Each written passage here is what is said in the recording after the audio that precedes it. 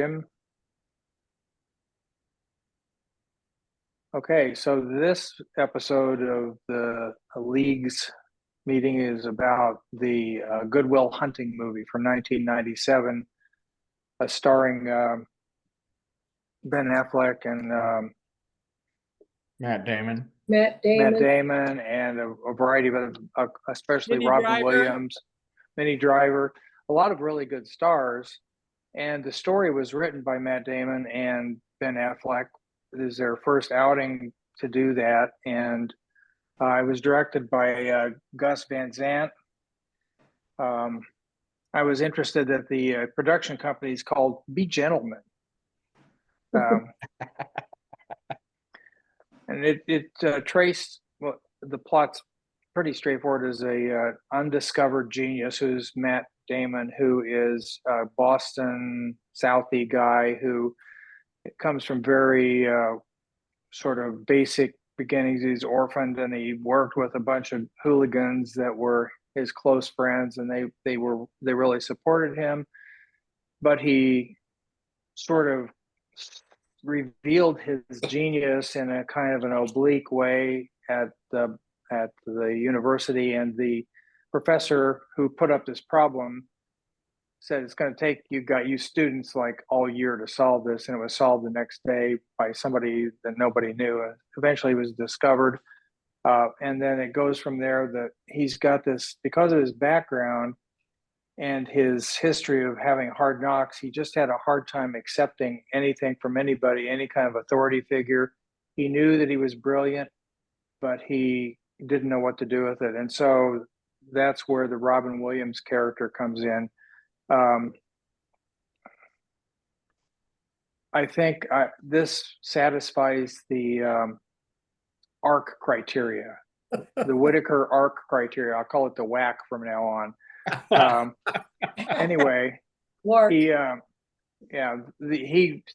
Matt Damon started out as this genius, but with no way to vent that or to utilize it, and he was shepherded through this by his friends, and especially by Robin Williams' character, who is a psychiatrist. And the interaction between the math professor and Robin Williams was also a big part of this thing, because it had to do with what's success in life, what's failure, and how do you define that, and what are the important goals. And there's that scene in this movie where Robin Williams basically pins Matt Damon to the wall and says, "What do you want to do?"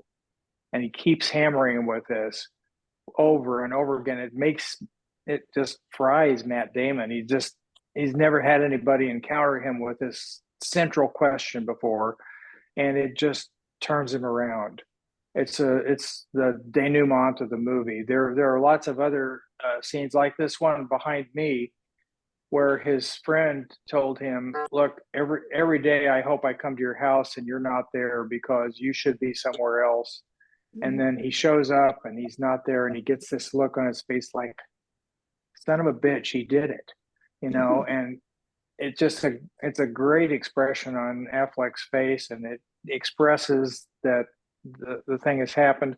And then the relationship with Minnie Driver, which he has a hard time accepting. He doesn't think he's worth it, I think. And she's so beautiful and so smart, and he knows he's smart too, but it's an awkward thing for him. He doesn't really want to let anybody in, and he, at the end, he finally lets her in. So, there's a lot of difficulties that he faced throughout the movie, and then he was able to work through all of these and move in the right direction at the end. So I found it very fulfilling, and it was a discussion about what happens to people with great talent and how do they relate to other people. And just as easily, he could have never been recognized and have lived out the rest of his life doing construction work in Boston. It's kind of what he said he wanted to do, but these other people helped him along. But what moved him to go to the blackboard and solve the problem? If he didn't want to be discovered, he would have kept that to himself. Yeah, maybe he just thought, well, I can show these people that think they're so smart. Like that scene in the bar where he's hanging out with Minnie Driver, and this guy comes up to him and starts giving him grief, like, you're dumb, and I'm a smart scholar from Clark. Harvard, and he just tore him apart. Yeah. Just basically said, what about this and this and this? You probably haven't even read this yet. And just, he had that drive to kind of prove himself to these people that thought they were so smart. But what I really liked in that scene was, even after he, kind of quotes all of these, fairly famous economic writers of economic tomes, and the whole thing about, you could have spent $2.50 in late fees, and then Clark comes back with, yeah, but I'll have my degree and you'll be serving French fries to my kids on our way to this, our ski trip. And Matt Damon, his character, Will, says, yeah, but at least I won't be original. At least I'll be original. And then he leans in and, in a quieter voice says, unless you want to take this outside. And it's sort of like, there's that aspect of Will that's always running, I think, under the surface of, screw with me intellectually and I'll beat you there, but never forget, I'll also beat you, So I thought that was really a great, just illustrating the depth of Will, of the character of Will. Yeah, and they must have spent a long time writing this and thinking over scenarios and things to get this as good as it was. They, I think they won an Oscar for screenplay, and the movie won another Oscar. Financially, they spent $10 million making this and got $225 million in return. So it was a reasonably good outing for their first one. The other Oscar was for Robin Williams as supporting actor. That's right. Yeah. And he did his usual phenomenal job. He was a chameleon. He could be anything. And he just did a beautiful job of that. His ability to be wounded by any comment about his deceased wife, and he'd get his haunches up when his colleague would insult him, and he personified it. And that scene where they were sitting by the lake or the pond and talking to each other is another critical scene in there, where Robin Williams is demonstrating to him that you got to talk to me. This has to be, we can do something good here, but you got to talk to me. And that kind of moved things in the right direction. At some point, Will realized that Robin Williams' character was his friend, and that he could turn to him for help, even though they started out adversarially. To me, the magic of the movie is not only does Will go from where he ends up in a good place, but on the way he shakes Robin Williams out of his stuck place. And Robin is he's stuck with the death of his wife, and is not doing anything with his career, and the Matt Damon character launches him into I thought that, not to argue, Jeff, but I thought that was the arc in this movie. I don't know how much Matt Damon changed, but well, he left and went to, I got to go see about a girl. Yeah. So he flies to Williams said, San Francisco. She's at Stanford. Yeah, drove the car that they built for him. And it was so funny when he opened up, he asked him what kind of engine it was, if it was a lawnmower engine they had put in the car. So he had to open the hood and see what was really under there. Yeah, Robin Williams. The idea that was their first screenplay ever. It's a masterpiece, and they got rewarded for it, both financially and critically. But there, Mike Madsen, I think there are two arcs. There's what happens to Matt Damon and what happens to Robin Williams, and they needed each other to break out of where they were stuck. And that's what makes it a great movie. They both had grown up in abusive homes. Their fathers were abusive to them, so they were both hiding. something there, but I read a little bit. Robin Williams did some ad-libbing, of course, Wait, what? in this movie. What? And they didn't mention What? He ad libbed? I can't help but think that when he was acting out the baseball game where Carlton Fisk hit some home run or something, and he's running bases from chair to chair in his office. And that was hilarious. And then he definitely did ad lib the part about his wife farting in bed. And Matt Damon did not expect that. So the laughing that he did was genuine because he didn't know he was going to do that. And it just cracked him up. So that's Robin Williams for you. So maybe Robin Williams deserved a piece of the screenwriting Oscar, huh? No, he didn't write it. He just ad-libbed it. Well, if that ends up being part of the script. Yeah. Oh, You think there any was- of for the these best. borrows from Rain Man? yeah, there was something that did. I can't remember what I read about it now. But anyway, that's my 2 cents, and I'm going to shut up before I start calling.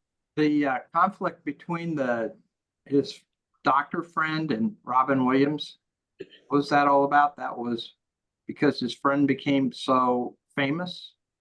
Is that what they were?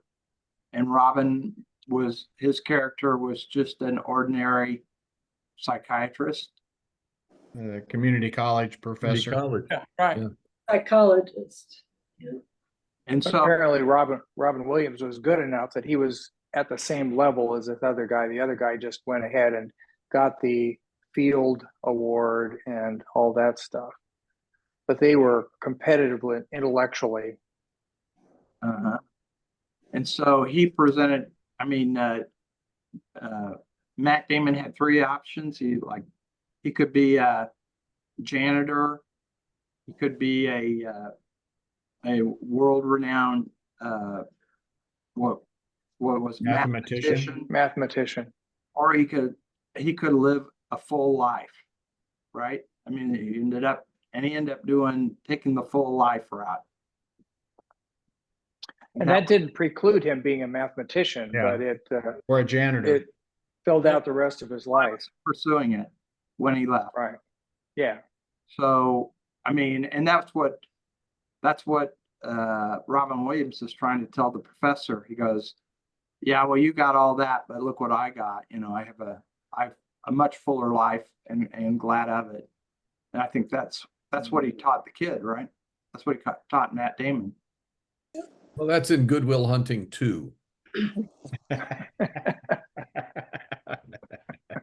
We can assume he went and got the girl and all lived happily ever after. Uh-huh. Yeah. Yeah, I did. Jeff Arthur, had you seen the movie before? Yeah, a couple times. Yeah. Okay. Yep. Mahoney? I'd never seen it before. Really? A lot of these movies I think I've seen them, but when I sat down to start watching, I was going, I've never seen this before. How about you, Mahoney? I think I've seen it, but it's been a while ago. In answer to your question, why did he go to the board out in the hallway? I think it's for the same reason he had the confrontation with the guy in the bar. He did have an ego about his genius and his ability to perform high level mathematics, but he wanted to display it on his terms, and I also think that there was probably a self-confidence factor in there. But when they put it on the board outside of the classroom there on the, if you will, a bulletin board in the hallway, I think he took that as a challenge, and that's why he emerged. And he didn't solve it right away. Remember, he was back at home writing it on his mirror and stuff, so he had to think about it a little bit. Oh yeah, I'm not saying he solved it instantly or anything like that. Apparently, it was a complex problem, and I don't anybody that does math has my high regard because I'm not good at it. Why we're in journalism, Mahoney. Huh? That's why we're in journalism. Yes, exactly. But you know, I think he took it as a challenge, and also probably thought that he also enjoyed the anonymity of solving the problem and being the mystery guest. Yeah, I agree with you, Mike. It takes me to that part of the when he's just in the room with the professor, and he has solved something that the professor is like questioning him about. Remember the piece of paper that he eventually sets on fire? And he just says, I don't want to have to tell people. I don't have to explain this to people. So you sort of had that sense that just being the math genius was something that he enjoyed doing the math, but he didn't enjoy, having to talk about it. He didn't want to be a professor. He didn't, necessarily want that. Just before that, he said, take it home with you and check. Right. Yeah, exactly. Yeah. I thought that was funny. I just realized, Terry Atkinson, do you know who Karen Walsh is? Yes. Okay. All right. I wasn't sure. I wasn't sure if there was a connection. New faces have shown up since you were last with us. Okay. Yeah, I had rumors. I heard rumors. That's right. You talked to Chris. Actually, Terry talked to you at Mike's house when I passed the phone around. That's right. That's true. Have you ever seen the movie, Terry? Yeah, once on the screen, and then I watched it in a DVD. But am I recalling correctly that is there a suicide in this movie? No. Okay. No. Wrong movie then. Must have been in 2. Yeah. The sequel. No, but he's a pretty violent guy. I mean, there's a kind of There's almost a homicide. Yeah. Yeah. That's right. I kept thinking this was a mashup between Rain Man and Clockwork Orange Light. Wow. There's a strange brew. Did anybody notice how many times we saw a Dunkin' Donuts cup in that movie? Yeah, yeah. And now there's the whole, with him and Jennifer Lopez. Ooh, they're getting divorced, and Matt Damon and Ben Affleck doing the Dunkin' Donuts commercials now, like almost 30 years later. Boston is very proud of its Dunkin' Donuts roots. Very, very proud. Very proud. Absolutely. Yeah. Oh, and speaking of Boston, another thing in there that caught my eye when the professor was trying to talk Robin Williams into seeing Will, after Will had, just manipulated the guy that was trying to hypnotize him. That was just like what your pants is. It was just, you just knew. It was just like, and the quote unquote hypnotist had not a clue until the very end. But anyway, when the professor was trying to talk Robin Williams into seeing him, and he asked, he said, "Yeah, he's Boston. Is he a Southie?" And he was, and so was the character Robin Williams played. But it took me back to American Fiction. Remember when Monk's sister is telling him that their dad had an affair with a white woman? Monk's question is, was she Brahmin or was she a Southie? I don't remember that, but that's great. I know. But it really is. It's like, those worlds are so far apart in Boston. So anyway, which high school did you go to in St. Louis? Yeah, exactly. Yeah. And I totally lose that. What's Affleck's little brother's name? Casey. Yeah, Casey. I thought he was awesome in this movie. I can't like him. You don't like him? because he ran some kind of a acting program where he preyed on the women. He is no, I can't like Casey Affleck. That's his brother, like in real life? Yeah. Oh wow. Karen, we watch Woody Allen movies and I know, and but Casey Affleck's no genius, that's the other thing. He's just okay.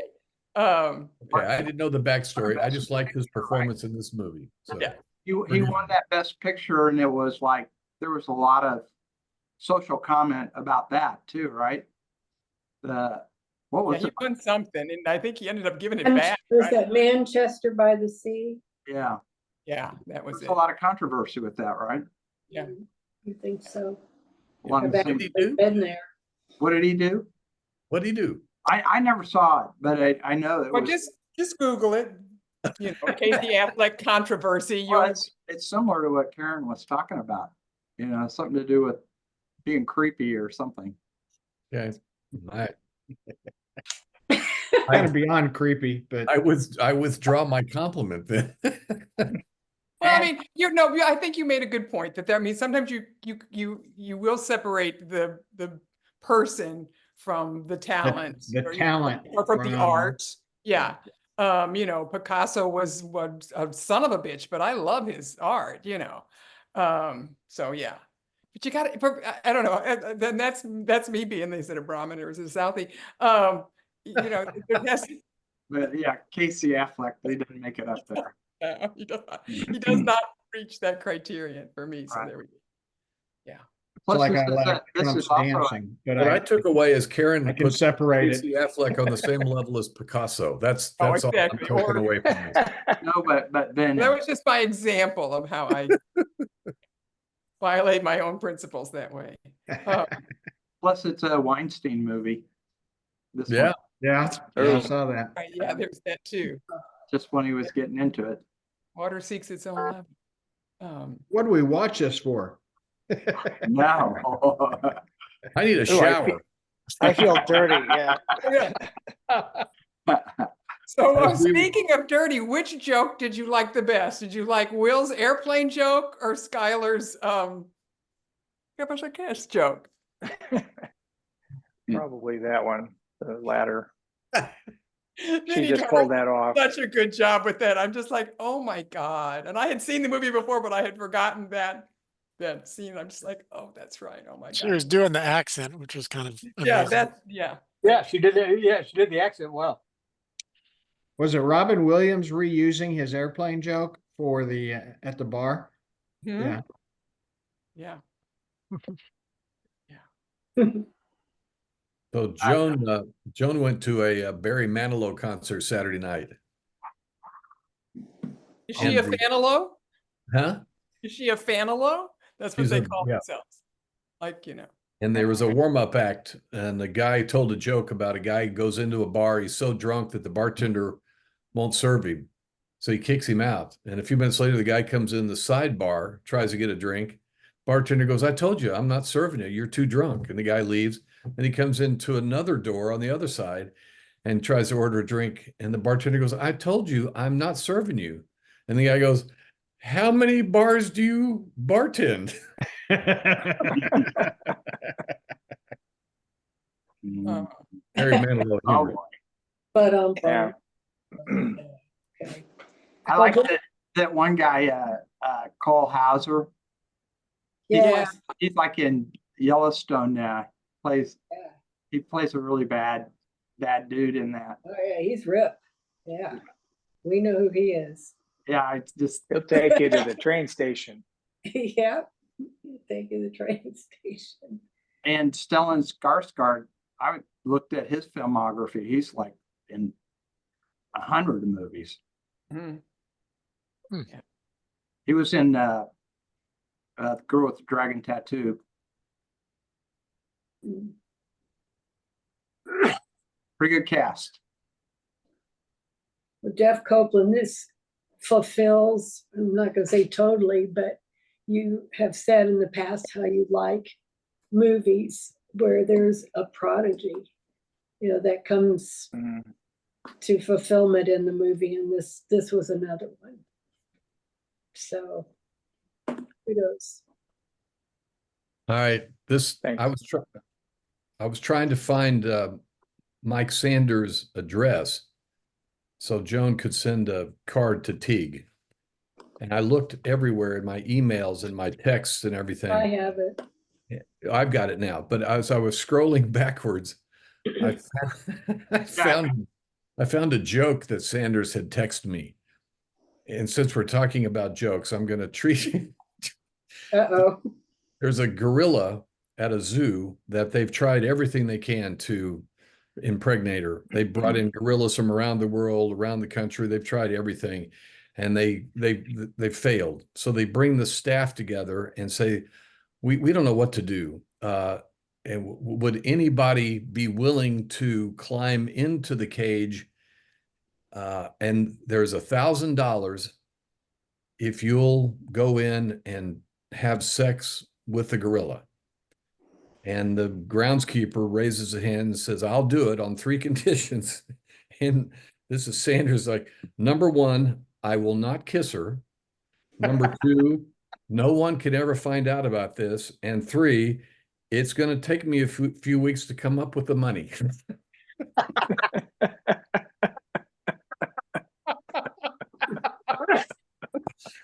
I was scrolling back through Sanders' texts, and anyway, I thought I'd share that with you. Few weeks to come up with the money. Oh.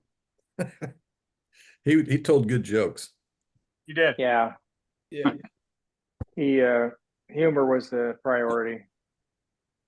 You know, I had to, a couple weeks ago, a friend of mine, actually it's my wife's cousin's husband, passed away, and they asked me to do a video for the funeral.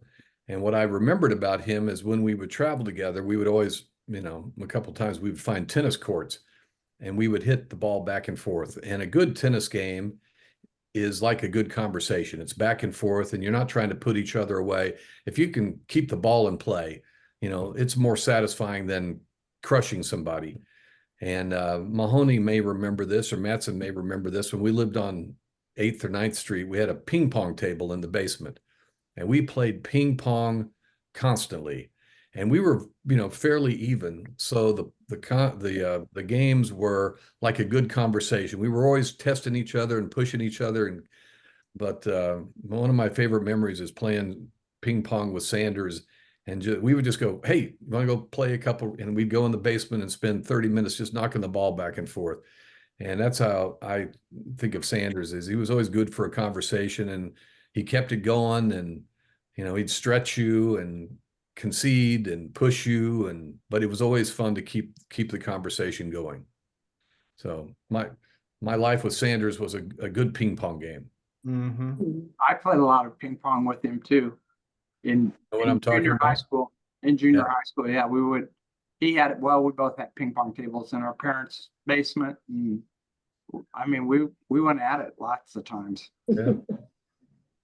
Yeah, I remember that ping pong table over on 8th Street as well, and I remember either being in games with Sanders or watching games with Sanders, and it was just as Whit described there. In fact, I think I can remember at one time somebody asked, "What's the score?" and Sanders went, "Who cares?" Yeah. He used to like to play. We could put a gold ping pong paddle at Knuckleheads.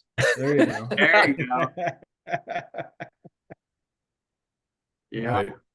I used to go over there. I would go over and have lunch with him when he was working at Channel 5 quite a bit. And I remember one day we went to a restaurant over in Merriam, and he was sitting there telling me he was so smart. I mean, you know, he knew, I think, was being around the television station and all that, but he knew so much about technology. And he goes, "Bill, do you know that one day they will be able to put all the information in a library on the top of a pinpoint?" And I was like, "Yeah, right. I know that, Mike. Sure." But he knew about everything that was coming up. You know, he knew where things were going and all that. He was a sharp guy. Mm-hmm. I got to bail out in a minute. Does anybody want who? It's Donna's not here. If we're going to the BBCs, does she know? She's going to send one to us, or do what? I think that's what she said. I was just thinking she was going to email us a movie or something. Was she? Okay. I don't know. Is she on a cruise, or what's going on? I should check. I haven't talked to her. I can email her and ask her. But we don't meet next week, so. Oh, okay. So we got a couple weeks. Yeah. Yeah. Find out and then just circulate what her choice is. Okay. Anybody have any extras other than the church movie I mentioned? No, I didn't. No, I'll reach out to Chuck Haddix tomorrow if I can, or certainly in the next day or two, and see what he knows about The Sanders archives. Does anybody remember what the name of the formal name of the show was? Blues Blues Quest. Quest. Two Blues words. Quest, that's right. Yeah. 2 words. At least according to the Google machine. Yeah. No, No, it that's, is. I no, could that sounds right. In Teague. Yeah. That's what it was called, Blues Quest. All right. Bill, I might like to get those MP3s from you sometime. Okay. Not a problem. Except for, well, I guess they're not as big as, I mean, they have huge thumb drives now. I can't Right. check all of them on. But yeah, it's not a problem. Okay. I was thinking, be kind of interesting to put them on YouTube. Find out if they're copyrighted or anything. I was Well, just he about used to say that. say he used to say it was, because I talked to him. I said there was another show here in Kansas City, Cypress Avenue, and I'd say, Mike, why can't they just archive Cypress Avenue so we can listen to it all the time? And he goes, copyright issues. And it was about the time he was doing these, so that's why I always said I think he said something about all the music in there. It's always under 3 minutes, or something like that. Because he would always run into. So there's no rights fees or anything? Is that Right. how that works? But Which is why his programs were heavy on the interviews, as opposed to the music, because I don't think he had any rights at all to it. nothing I remember him saying about these was that he was interested in getting to these people as quickly as he could, because so many of them were dying. Yeah. And I don't know, Delbert McClinton is one of them, isn't he the one you kind of like a lot, Mike? Yes. I've got 3 interviews he did with Delbert McClinton, Honey Boy Edwards, Hubert Sumlin, Jesse May Hemphill. I mean, these are like, I never heard of them, but he knew all about them. So, Guys, I'm going to bail out. It's nice to see you all. Same Thanks here. to those of you who went to Tacoma to see him. Thanks for carrying the good wishes to him. And we'll see Yes. you Thank you very much. Yep. All right, guys. Take All care. right. See you. Good to see you, Terry. Come back again. Yeah, Terry, Yeah. come again. Yeah. Don't Send be us an art movie. Bye. Well, maybe. Hey, Jeff, We'll Arthur, see. Yeah. do you think it's too soon to call Teague and ask about this whole line of questioning? No, go ahead. She'll tell you if it's too early.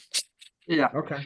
She told me or maybe it was in the group text. I don't remember. She was going down to Olympia to stay with one of her aunts for a while, because it was tough for her to stay in the house. I bet. So, what? I may actually be meeting her on Friday she offered to donate Mike's oxygen concentrator, because I do those for the support group. I collect concentrators and wheelchairs and that kind of stuff that people in the group might need and use. So I don't think it will be Mike, because I've had a few texts from her, and that hasn't been, I haven't been trying to, so I think she doesn't mind reaching out and hearing from us. Okay. Well, if I don't get to it before Friday, Jeff, if that's something that you can if you get together.